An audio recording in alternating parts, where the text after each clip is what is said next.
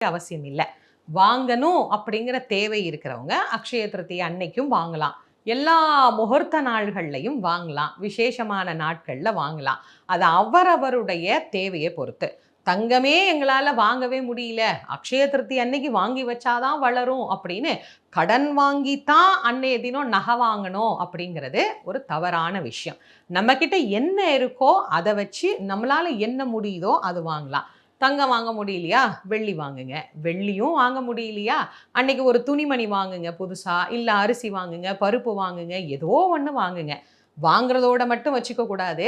நாம வாங்குற மாதிரியே பிறருக்கும் அந்த நாள்ல ஏதாவது தானம் கொடுத்தா தான், அந்த நாள் மகாலட்சுமியினுடைய அருளை பரிபூரணமாக பெற்றுத்தரக்கூடிய நாளாக அமையும். அதனால அக்ஷய திருதியை அன்னைக்கு கண்டிப்பா இத செய்யணுமா? அப்படின்னு கேட்காதீங்க. நமக்கு என்ன தேவையோ, நம்மால என்ன முடிகிறதோ, அத செஞ்சாலே போதுமானது.